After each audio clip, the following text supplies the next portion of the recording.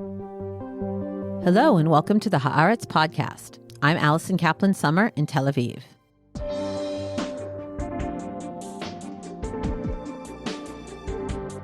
When people join together for conferences to hear thought leaders speak, panelists interact, they usually do so in order to hear new ideas and to feel inspired with a vision for the future.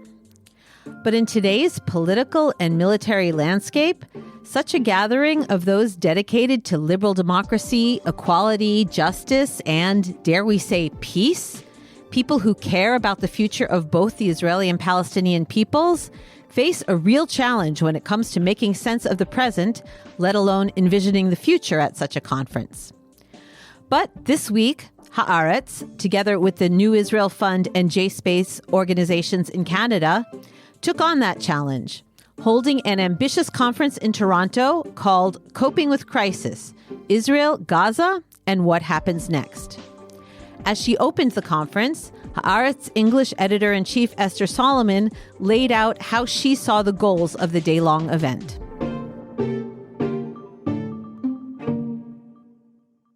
At a time when Israel's government equates civil society protests against the war, for the release of the hostages, and against the killing and displacement of Gazans with terrorism in an attempt to delegitimize them, a continuation of nearly 3 years of its assault on liberal democracy, accountability, and governance.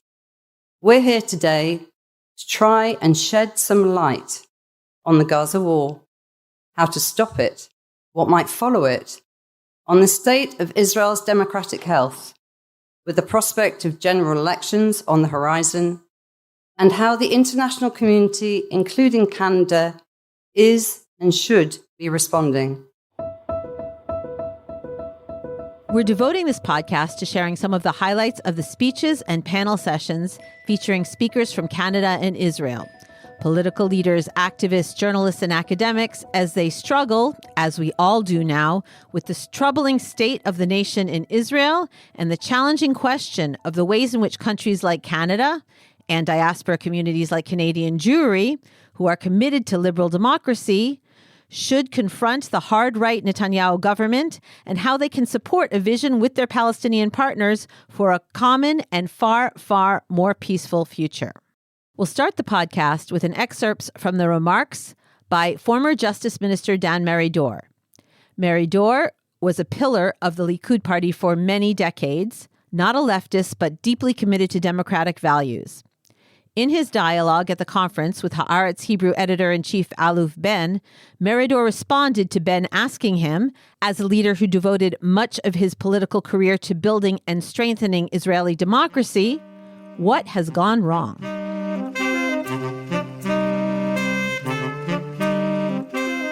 All my life, I feel I'm not just a citizen of a state like everybody is.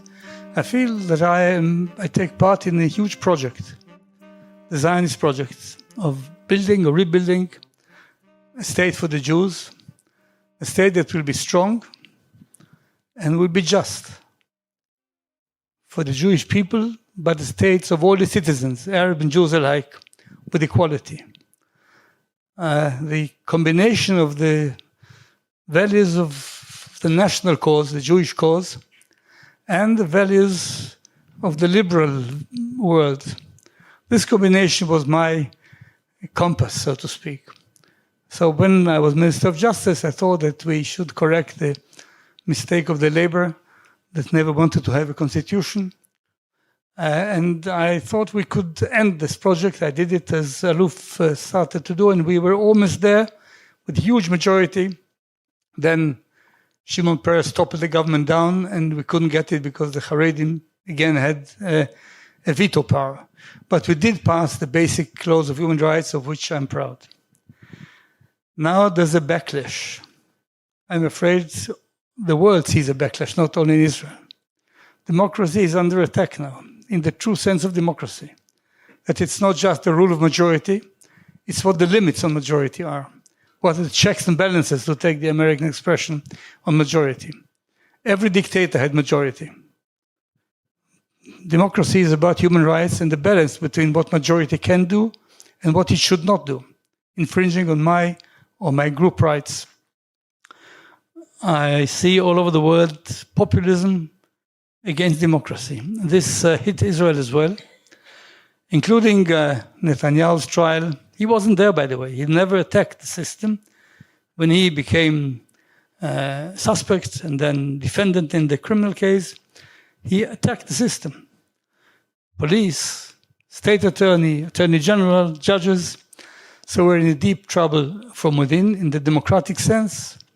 And we're in a trouble, as was mentioned by Amos and others here, will talk of it, in the war since October 7th. I know it's tough, but we should not only ask ourselves what is going to be, how it's going to end. Everyone should ask himself, as I try to do every day, not what's going to be the future, but what do I do today to stop it, to return to the Israel that I knew, that I was working for. And I do believe that if all of us do it persistently and not going to despair, we have a chance. In all the polls, Netanyahu does not have a majority, even today.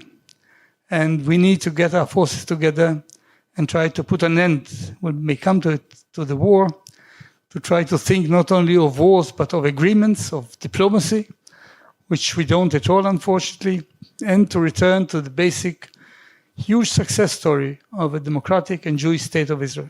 But, given the systematic attack on all independent state institutions by Netanyahu and his government, the Supreme Court, the Attorney General, the government legal system, even the independent opinion of the military and intelligence community, whose chiefs just go to cabinet sessions just to be humiliated and shouted at and then leak that verbal assault to the media after the session.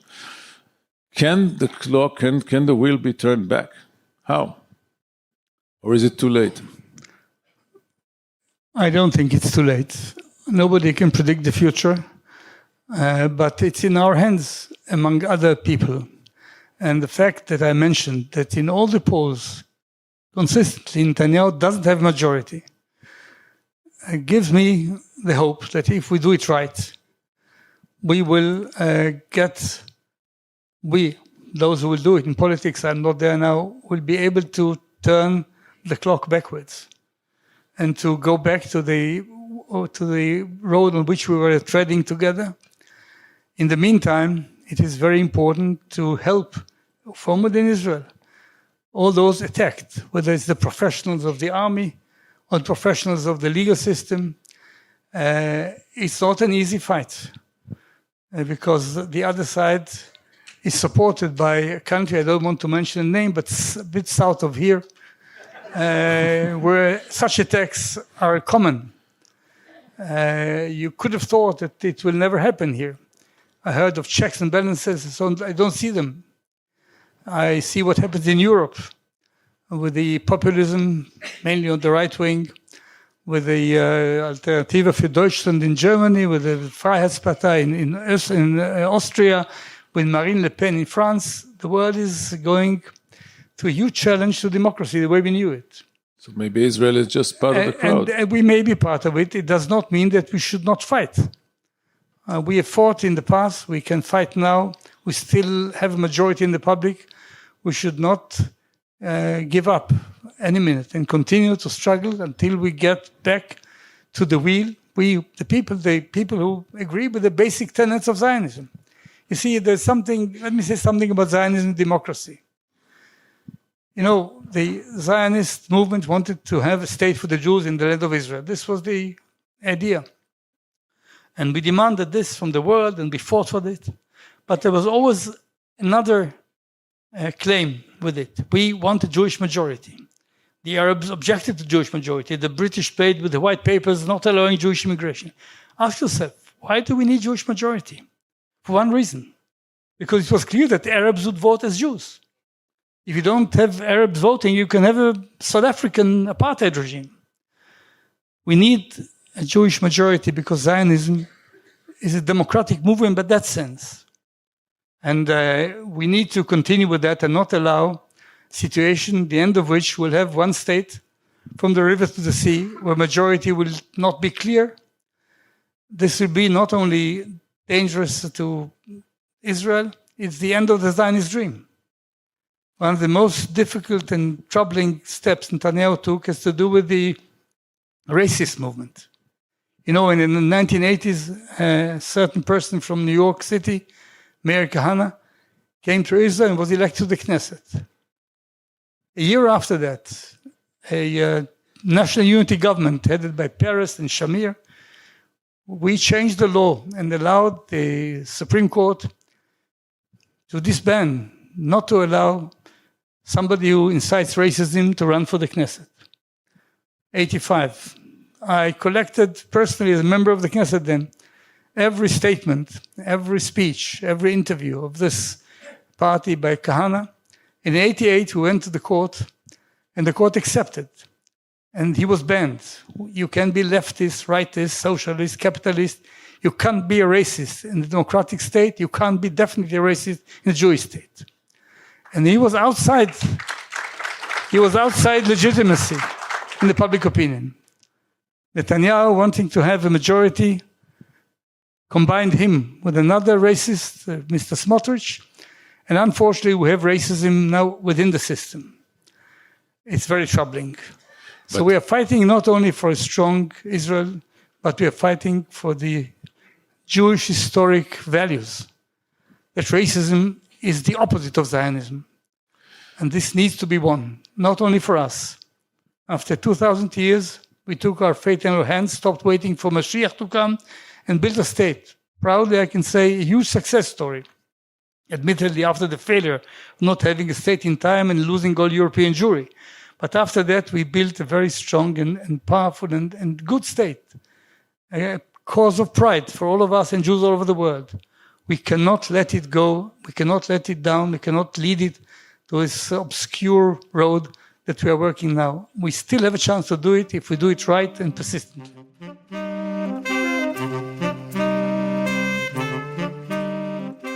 Later in the conference, after a speech by a member of a hostage family, member of Knesset Naama Lazimi of the Democrats Party delivered a powerful message addressing the war, the hostage crisis, the humanitarian situation in Gaza, talking about whom she holds responsible, how the situation informs her Judaism, and where she finds hope.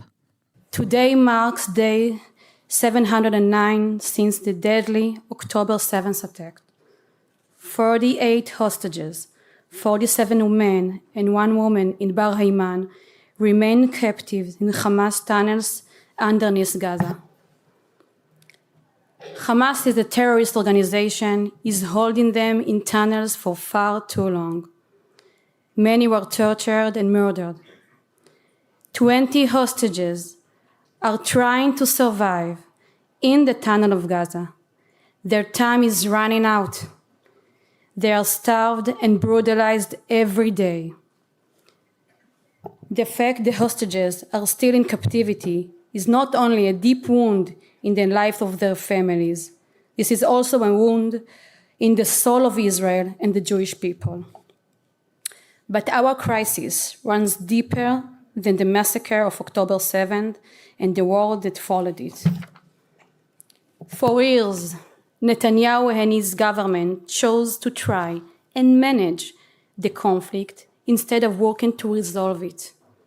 This terrible government is the worst leadership the Jewish people have ever had. And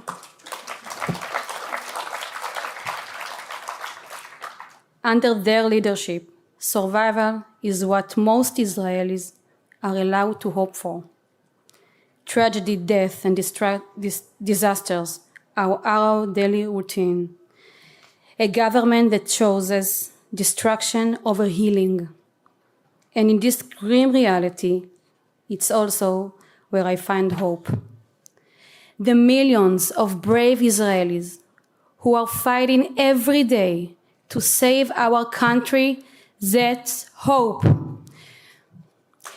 You, our allies and friends from Canada and across the world who are fighting by our side, That's hope. Thank you.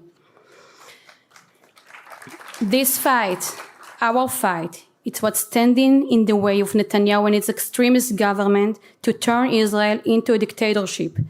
This is hope. As someone who is proud to be Jewish, proud to be Zionist, and proud to be on the left, we see the Israeli government and its extremist allies abuse our Judaism for their political interest. But I'm not going to let them define the Judaism. I refuse to give up on our beautiful faith. Our tradition taught us, justice, justice, you shall pursue, tzedek, tzedek tirdof. Seek peace and pursue it. Bakesh shalom veratfeu. Redeeming captives, pidyon shvuim, the greatest mitzvah of all. We will continue to fight for the compassion and noble values of Judaism. And we need and must reclaim Zionism in the same way. This government and its extreme partners are trying to define Zionism as Jewish supremacy, but this is a false Zionism. We must reject the twisted idea and take ownership on our identity, beliefs, and values. True Zionism is a shared life in the land of Israel. It always preached for equality and justice for everyone who lives here. It wanted peace with our neighbors and security for Israel's citizens. As Theodor Herzl wrote in his book Alt Neuland, we do not ask what race or religion a person belongs to. If he is a person, that is enough for us. At home, we are fighting for this liberal Zionist vision, one that believes in equality and peace. We are fighting against people who have twisted its meaning, who want endless wars instead of agreements, who care more for the land than the people who live in it. This is a fight over the soul of Israel and the Jewish people, and we need your help this fight. Of course, we must defeat terror, but best way to do so is by building an alternative. The alternative to terror and war are secure peace agreements. Most Israelis want peace if it means security, but Netanyahu's government wants to continue an endless war and occupy Gaza forever. That's not security, that's madness. Pure madness. Netanyahu views Hamas as an asset and made sure they got hundreds of millions of dollars in cash. Money that was spent on building the tunnels where our hostages are held, buying the weapon that killed thousands of Israelis. This is a prime minister whose closest advisors got paid by Qatar, the sponsor of Hamas, and continue to get Qatari money even during the war. With Netanyahu, his personal interests always come first, even when they are in direct conflict with our security and national interest. Israelis deserve better. Both Israeli and Palestinians deserve security and a future worth living for. I want to quote the amazing and inspiring Rachel Goldberg Pauling, the mother of Hirsch, who was kidnapped and murdered in Gaza. I can feel bad for the innocent people in Gaza because my moral compass still works. You don't have to choose. We need to speak honestly about the war in Gaza. There is hunger there. There are children without water or medicine. There is profound humanitarian disaster. This is not only a Palestinian tragedy, it is also a moral stain and a security risk for Israel. That is not the human path, it is not the Jewish or Zionist way, and it is certainly not the Israeli spirit. Real security demands a political path forward, one that rebuilds Israel and Gaza, ensures safety for Israelis, and offers hope for Palestinians. Without it, the cycle of bloodshed will never end. We are not just the opposition to Netanyahu, we are the alternative. Also taking the stage at the conference was Palestinian-Israeli Knesset member and leader of the Hadash party, Ayman Odeh, who made his message to the conference, the Israeli government, and the world crystal clear. It is time to raise the most urgent cry. Enough. Enough of war. Enough of bloodshed. Enough of destruction. Enough of atrocities. Enough. Because a mother from Rafah and a mother from Nir Oz cry out the same cry. Enough. Enough. This is what is needed now, and this is what the majority of the people demand. Stop the war of destruction in Gaza. Bring a comprehensive deal that will save lives.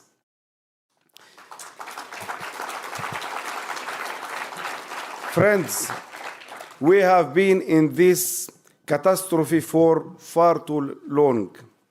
Tens of thousands of innocent Palestinians have been killed in Gaza by the Israeli army in the last 2 years.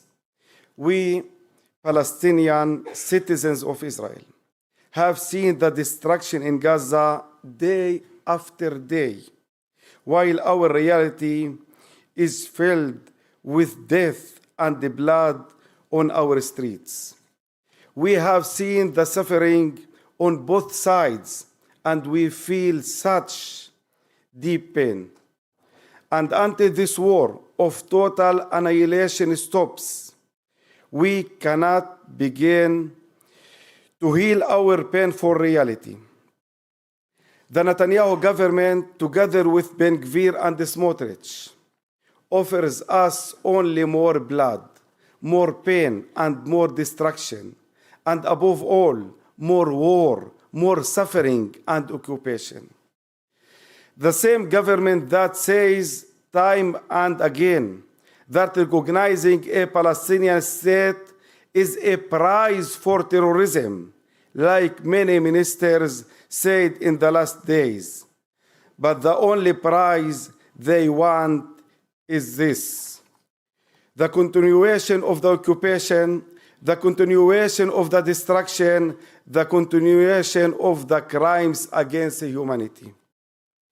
I welcome the United Nations decision to recognize the Palestinian state, and especially the decision of the Canadian government to join this just position.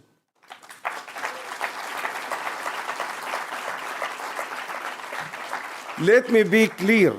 Recognition of Palestine is not a prize. It is the correction of a historical injustice. Recognition of Palestine is not a prize. It is a right, the basic right of the Palestinian people. Because the Palestinian people, like all the peoples in the world, deserve self-determination. I call on every country in the world that has not yet recognized that state of Palestine to recognize it. And I call the Knesset to recognize it as well. This is our role, the role of Arabs and Jews who seek peace, to make it a reality. The conference also included several panels. At one of them, Israel, Democracy in Peril, emotion ran very high when the panel's moderator, Haaretz editor-in-chief Esther Solomon, spoke with Brigadier General Asaf Agmon. He's a former senior official in the Israeli Air Force and a pro-democracy protest leader. His grandson was killed during the war in a controversial incident in Lebanon. So, Asaf, you were very involved in the pro-democracy protests for the 10 months preceding October the 7th. Can you give some sense of what you thought then was the greatest threat to Israeli democracy, and how has it changed since October the 7th? First of all, I want to apologize that I'm not going to be diplomatic. After staying the last 5 years in the street of the demonstration and the protest, illegally arrested by my police, I lost my manners. So the question is Israel still a democracy? And we can argue about which kind of democracy it is. And I think that even before the October the 7th, there is two last posts that keep Israel in the position that it can stay a democracy.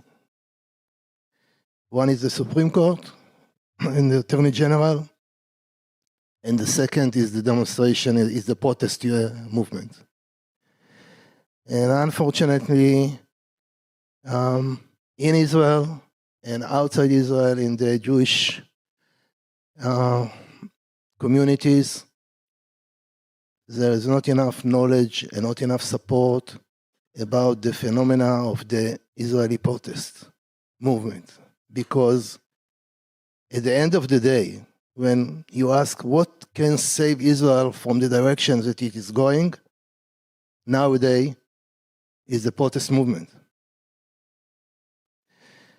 And I heard Muhammad, and you know, I fully agree with you, but I, after serving 51 years in the Israeli Air Force, I was monitored, I was beaten by the police, I was injured by the police. This is a democracy. So,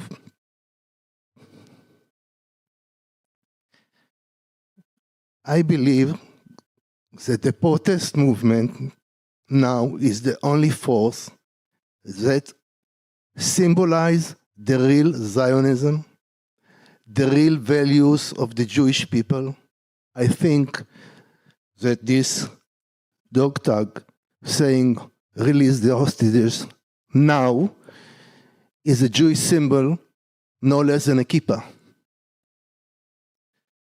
And we lost, our society under this government, lost the core values of the Jewish people.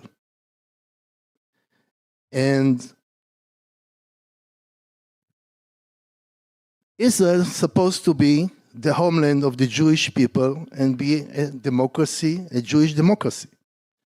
And actually, we are no more a Jewish democracy.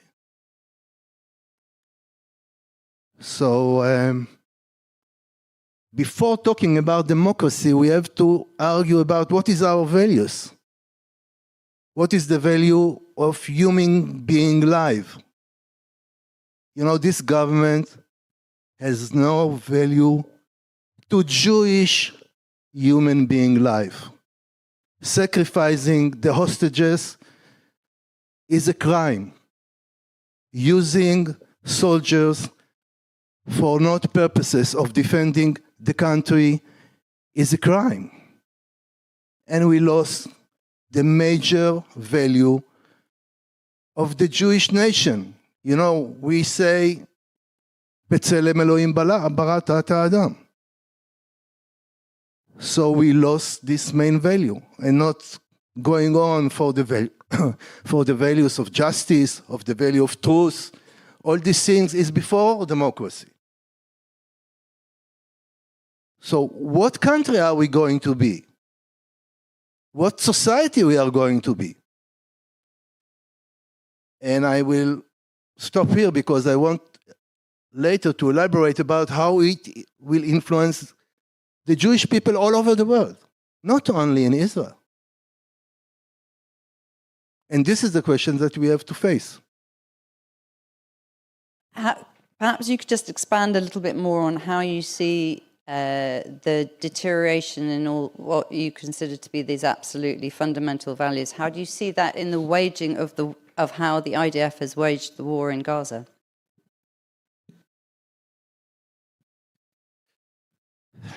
First of all, I was raised in the military, in the Air Force, where I can ask anything, I can challenge anything, I can say whatever I want, and I will get an answer. And actually, in one of my special operation, I told in the communication to the chief of the Air Force, "Shut your mouth, you are disturbing me to do my job." And I got a medal, a bravery medal. It is no Air Force like this anymore. If one of my friends or one of the pilots that I trained say anything or try to ask something, either he requests sorry or he is out of the Air Force. Sorry. This is the situation now. We were very proud that we can say whatever we think, we can challenge any orders that we are getting, and we got an answer. Now you cannot get an answer. So when I see it day by day, what we did not see before in Gaza, how we destroy high-rise building in Gaza, I don't understand what I'm seeing. What the Air Force want to show me is that we can destroy high-rise buildings? Yes, we can. But who asked for what? Who asked how many innocent people are killed by this operation? So this is something that deteriorates dramatically in our military. The essence of you can ask anything, you can say your voice, and you get answer, and then you obey. Now you have to obey, or you're out. So what we are facing, that in the reserve units, the combat reserve unit, there is a silence protest by not coming to the reserve duty. In some units, you have a show up of 40%, in other, even less. So this is the situation that we are facing. And you see an operation like the last one in Qatar, all the defense organizations were against it. Everyone. And still we did it. Why?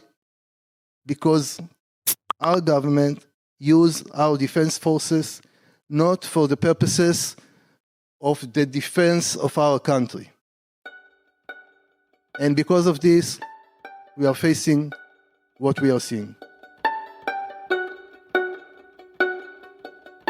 This conference was the first one that Haaretz has ever held in Canada, and it was held just weeks after Canada's Prime Minister announced that Canada intends to recognize the State of Palestine at the United Nations General Assembly. That's just days away. Among the many Canadian speakers at the event was Member of the Canadian Parliament and Minister of the Environment, Julie Dabrusin. Minister Dabrusin spoke about how October 7th and the Gaza war has radically changed her life as a Jewish politician in Canada. Maytal Kowalski from JSpace asked me to speak today about what it is to be a Jewish political leader in Canada.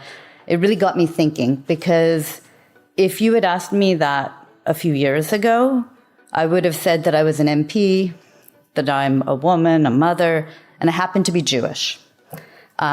It was part of my identity. I would like to share stories about my donut parties for Hanukkah, grumble about matzah around Passover. But really on a day-to-day basis, being Jewish was not something that I thought too much about within the political context and within my public-facing role. And yet, since October 7th, almost immediately on that date and every day after, it just flew right to the top. It changed how I experienced the world. And so my first thought is that over the past 2 years, what it means to be a Jewish political leader in Canada has changed, and it's changed greatly for me. There have been some positive aspects. I think it can get really heavy when we talk about it. And if I was going to say a positive aspect of the way I interact with the world as a Jewish woman is that I've sought out and in many cases felt more connected with community than I ever have before. But at the same time, it's been incredibly difficult, and it's forced me out of my comfort zone time and time again. They say that we grow in uncomfortable spaces, so if I try to keep on with a positive approach, it's been a period of great personal growth for me. In the before times, as a Jewish MP, I supported and spoke to a bill that created Jewish Heritage Month, which is now celebrated yearly in the month of May. And I did 2 speeches in favor of it. Both of them talked about Canadian Jewish artists, about Jewish historic sites in my community, my favorite foods like Montreal bagels. And when I look back at those speeches, they feel like they're from a different era. I didn't talk about anti-Semitism. It's not that I didn't recognize that it existed, because it did, even at the time that we were creating Jewish Heritage Month. It's just that today, if I was doing those speeches, I wouldn't be able to speak about Jewish Heritage Month without referencing anti-Semitism as an anchor to that speech. And anti-Semitism has become a central part of how I experience being a Canadian Jewish politician, and fighting it has become a really important part of the work that I do every day. So, as I tell this story, there's another thing that stands out about the speeches that I made before October 7th about Jewish holidays or events. And it's kind of central to why I'm going to be reading a lot of this speech, which is in the before era, I could just jot some notes quickly on a piece of paper and then run out and speak largely from the top of my head, just with the words that came to me. I would give a lot of thought about the idea I wanted to convey, but I wouldn't have to focus so much on my exact choice of words. That's no longer the case. From all sides, Jewish or otherwise, word policing has become a constant and exhausting exercise. The one wrong word can trigger a stunning amount of anger, particularly in the online world. What constitutes a wrong word changes depending on your political viewpoint. But my sense or my experience has been that in too many places, we're losing our ability to speak frankly and openly in conversations about being Jewish, about anti-Semitism, and about what we have watched unfold in Israel and Palestine since October 7th. Perhaps, ironically, even as I wrote that part of the speech, just to say that, I really struggled with the words to choose. It's so hard to talk when about everything that has happened since October 7th and since without unintentionally causing an uproar. And I know there's a panel later this afternoon by journalists. I want to say they have all my respect. And I'm really curious about their thoughts about how this particular conflict has changed how we approach language and how we brace ourselves to the reactions to the words we choose. What I can say is that as a person in my role, word policing has really trivialized and stunted our ability to talk about finding a path to peace. Even this many thousands of kilometers away from Israel and Palestine, Canadians with differing points of views are having too hard of a time coming together to listen and to learn and to test ideas. And that's a tremendous loss, because the caution and the inability to allow vulnerability in these conversations makes it harder for me and for others to get into those uncomfortable spaces where we need to move towards positive actions. I think that with her words, Minister Dabrusin basically summed up the importance of holding an event like the Haaretz conference in Toronto. The need to create a space to share ideas that we hope and pray will move towards positive action. The limited time of this podcast means that, unfortunately, we could only give you a taste of the many speeches and insight at the Toronto conference. The good news is the entire conference was recorded and is available for everyone to watch on YouTube. A link to the whole thing is available in the show notes, and I encourage everyone to watch and listen. With that, we've come to the end of this episode of the Haaretz podcast. Thanks to everyone who organized, addressed, and attended the Haaretz conference in Toronto. Thanks also to my producer, Avi Rosenzweig, and editor, Naara Malkin. If you'd like to continue to listen to our podcast and make sure you never miss an episode, please subscribe to us on Apple, Spotify, or wherever you get your podcasts. And please leave us a 5-star rating, and that way more people can find us. And to keep up with all of the latest news on Israel, the Middle East, and the Jewish world, don't forget to subscribe to and follow Haaretz.com. I'm Alison Kaplan-Summer, and until next time, shalom from Tel Aviv.